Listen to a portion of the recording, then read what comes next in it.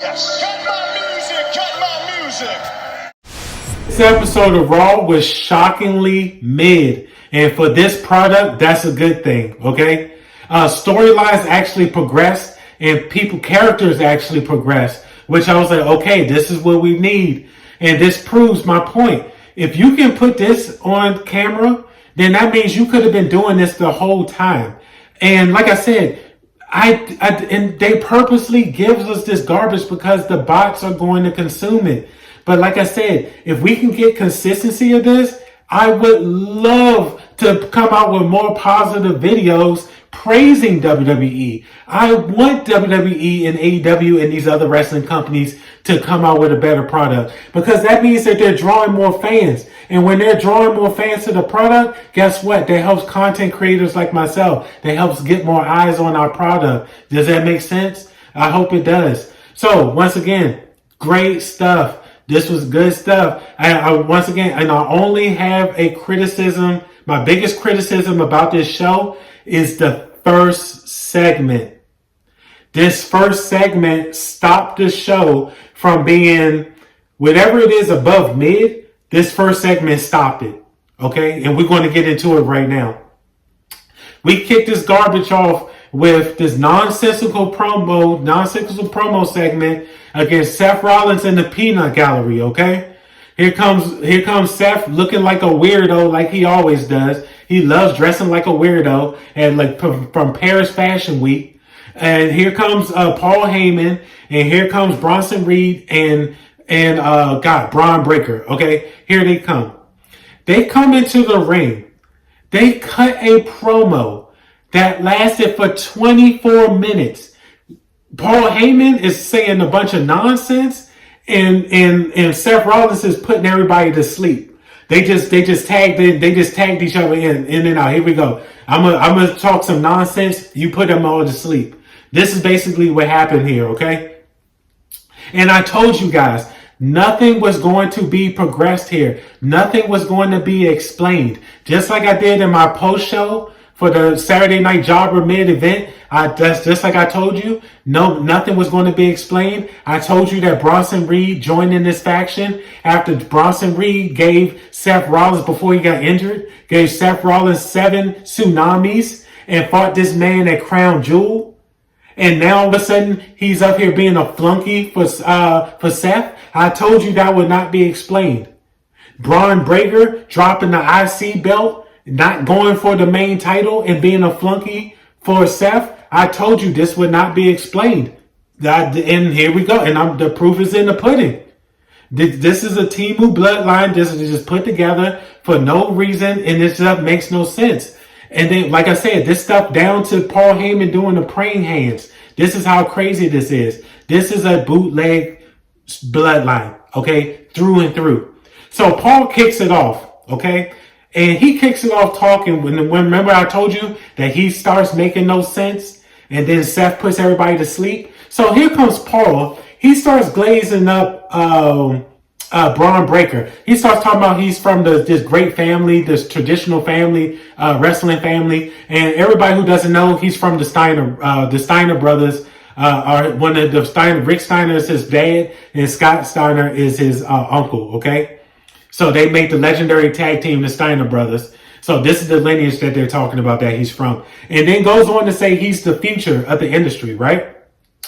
But then I'm like, hold on, this is not making sense. He drops the IC belt to go be a flunky for Seth, but yet you're calling him the future of the industry. This makes no sense.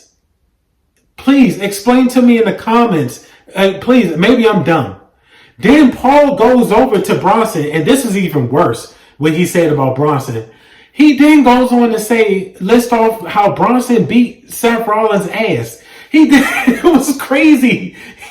He goes on to say that Bronson Reed did more to Seth Rollins in one day than Roman Reigns and CM Punk did in their entire feuds. Then he goes on to sit there and say that Bronson Reed, that people in the back, from wrestlers to management, are scared of Bronson Reed. I'm like, why is he being a flunky to Seth if that's the case? If he did more to Seth in one day than Roman and Punk, And then everybody in the back is scared of him. Why is he playing second fiddle to Seth? I'm sorry. This makes no sense. Now do you see, this is nonsensical booking. And then after he lists off how Bronson Reed destroyed Seth, he passes the mic to Seth and Seth starts talking. I said, what? This is terrible. So Seth jumps in and remember, they tagged each other in. So after he got done making no sense, Seth is about to put everybody to sleep. So Seth comes in talking about, he starts spewing a bunch of garbage. Then he starts talking about how he's the future of the industry. And I'm like, are you serious? The people behind you, the guy who gave you 7 tsunamis and fought you at Crown Jewel is the future. And that did more damage to you in one day than Roman and CM Punk did. That's the future of the industry. The guy who just dropped the IC title belt and who's now second fiddling to you, that's the future of the industry. Bro, you're 40. You're not the future of the industry. Your time has passed. It is done. He sounds like one of these guys that's in the club that's hanging on too long. That just, that's trying to hit on the young girls and, everybody's in the club looking at him like he's weird because he needs to be home with his wife and his kids, but he's still hanging out in the club. This is what this looks like. It makes no sense. And then he ends the promo, right? Because I stopped listening I didn't listen to this entire promo. I stopped listening after that future of the industry stuff. He then ends the promo talking about, yes, you fans are contradictory. You guys are bots. You contradictory. I was like, hold on, bro. What? Because he then goes on to say how the fans were singing his song and praising him when he came out. Now they're booing him. And he calling them bots. I'm like, are you serious? Bro, you must be a hypocrite and you must not have any self-awareness because just last year, you were dumping on Roman Reigns for rolling around with the bloodline, saying that Roman needed help and all this other stuff with the bloodline. And here you are with your team with bloodline this year. You're literally standing in the ring with them. And they literally help him later on in the match, in the night, in his match. This stuff makes no sense. It's like these people don't remember what they did or what they said from 1 week to the next, 1 month to the next, 1 year to the next. It just makes no sense. Pack this up. This was trash. Okay? But like I said, then the show starts going uphill with the next match that happened. Okay? We have a 5-star banger match between Dragon Lee, Chad Gable, and Penta. These guys, hands down, brought the heat. I was like, yes, we need more of this. Usually I dump on Penta. Penta's a great wrestler. Like I said, there's nothing really there to him. But like I said, I could not say nothing negative about this guy tonight. They all brought it. Great spots, great wrestling from the beginning to the end. I was like, yes, this is a 5 out of 5 banger. They told a great story in the ring. Dragon Lee does his over the top move dive to the outside.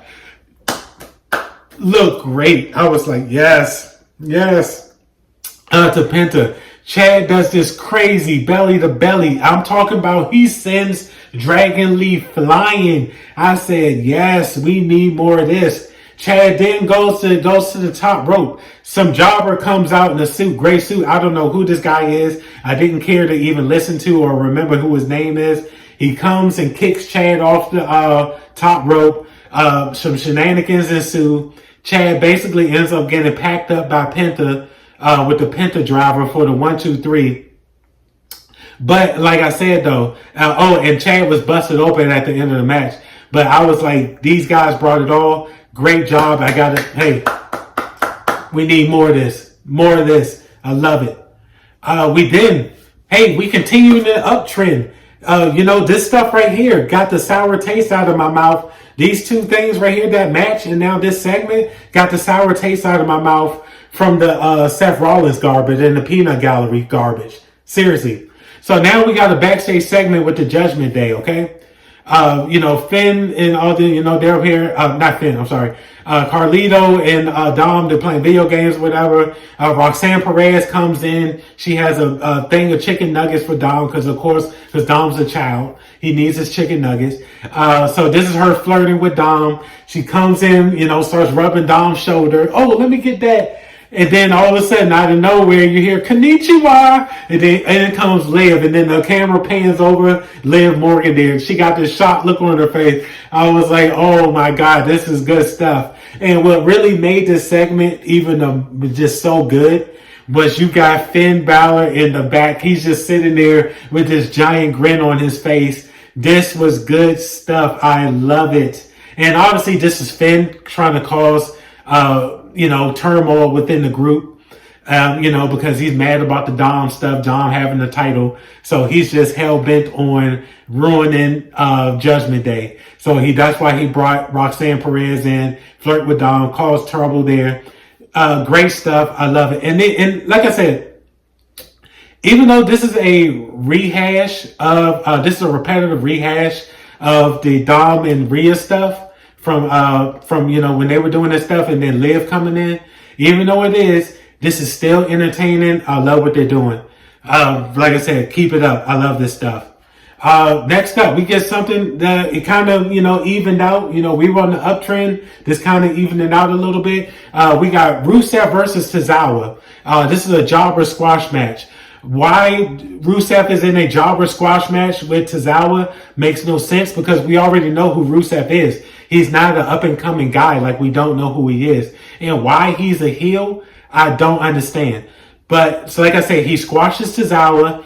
Out comes Sheamus. Sheamus comes in, be like, hey, you stop bullying them. Even though Otis has the ability to stop this madness, they just want to keep Otis at the jobber spot. So here comes Sheamus to defend these guys. Of course, they do not have a match. Of course. Sheamus comes out in regular street gear. So I was like, all right, there ain't nothing jumping off here. So, of course, they have a stare down. And this is, of course, just going to lead up to them having a match later. So we kind of evened out.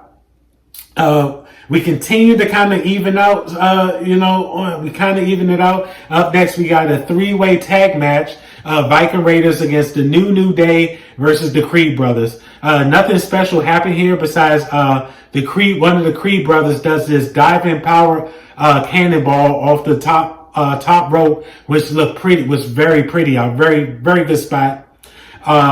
One of the Viking Raiders does a crazy dive, crossbody dive to Kofi on the outside, rocks the LED lights, look very nice.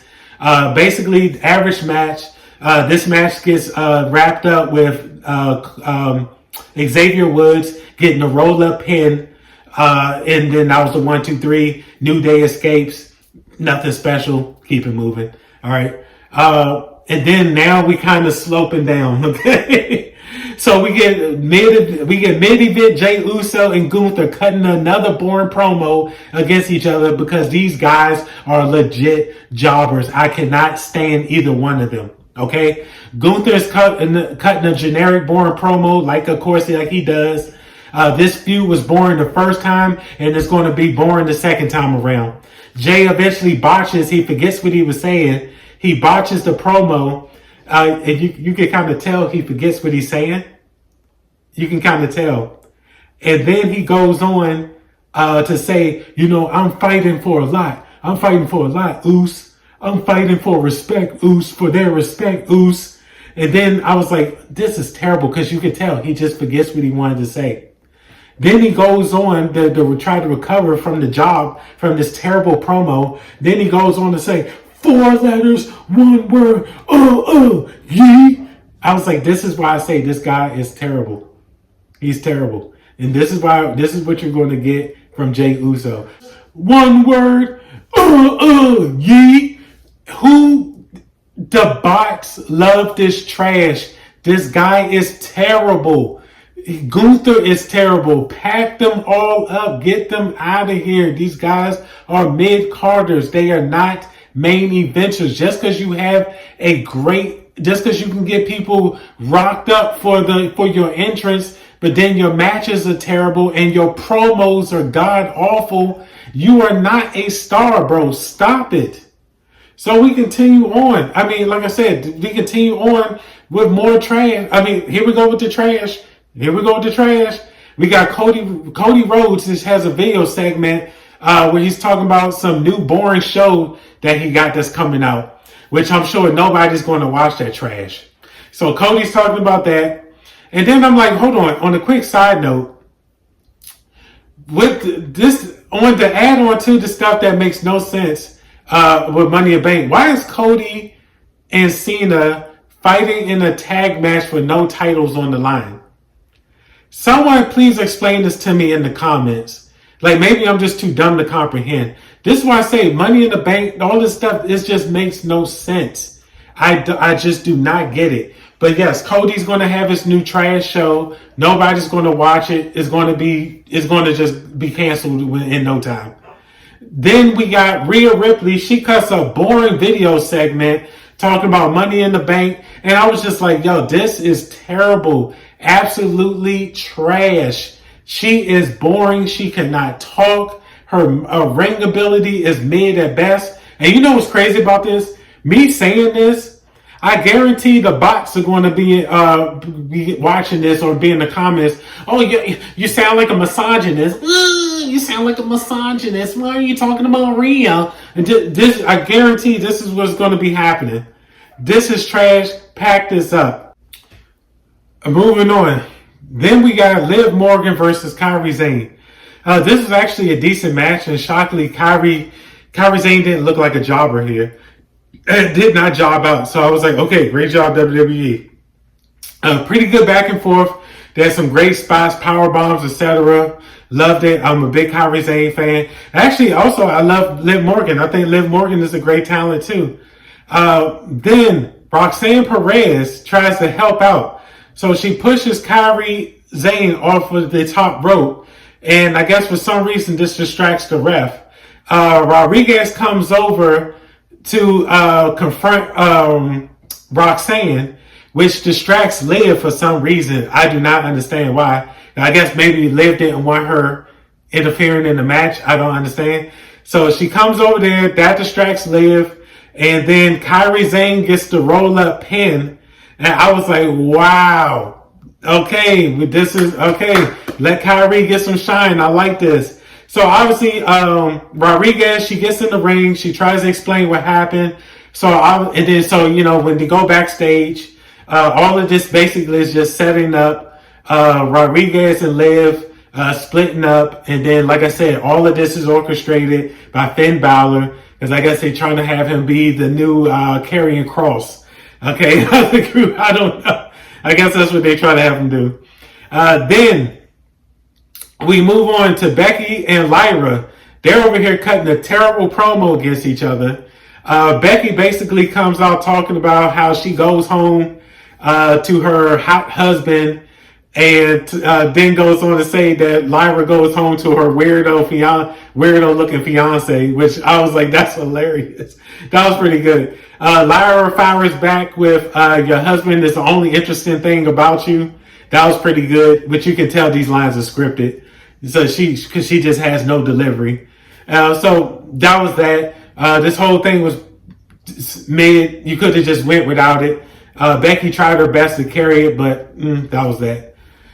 Then we get Karrion Kross. Karrion Kross has a backstage segment with Sami Zayn. Sami Jobber Zayn. Karrion goes on. Karrion actually gets a pop, which I was like, okay, pretty decent pop. So I guess he's over with the crowd. And you got to give him props. He got himself over. Kudos to him. He tells Sami that he'll never win another title or see another title shot ever again. And then Kross does the thing, which I like what he does. He does this little nuanced thing that a lot of people don't catch on to. He wears the hairstyle of the people that he's trying to play mind games with. So keep a lookout for that. Next time you see Karrion Kross, pay attention to that. The hairstyle that he's wearing and the person that he's going against. So next up, we got the main event. Okay, this is Finn versus Seth versus Sami Zayn, which this was actually a pretty decent match. I mean, I thought it was going to be some BS, this is actually pretty decent. I was like, okay, they brought some actual heat. Kudos, clap it up. Decent match. They all got their spots in, which was pretty cool. They did like this cool spot sequence with, you know, curve stomps, haluva kicks, coup de grace. I was like, oh my god! And they did on one sequence, pretty cool. I like that. More of that. I wouldn't mind watching these guys on a consistent basis. Sammy hits the haluva kick on Seth, and then he gets pulled out of the ring by Braun, right? Jay comes out of nowhere and comes in with this weak dive out of nowhere to take out Bronson. Then he hits Bronson, and then he hits Braun and Bronson. Which say that 5 times fast. Braun and Bronson with 2 super kicks, which they just completely no-sold. And then Braun just comes back and just hits him with Jay with a spear.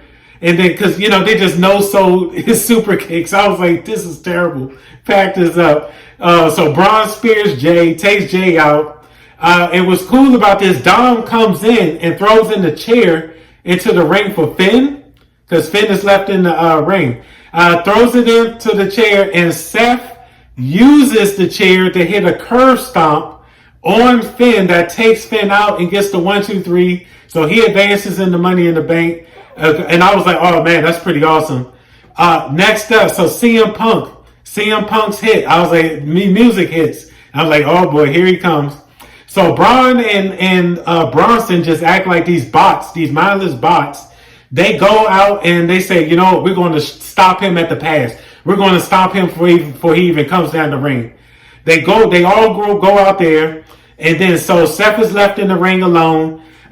Next thing you know, here comes Punk, shows up behind Seth, gives him, puts him up and go to sleep, knocks him out. And I was like, the way he took that was pretty cool.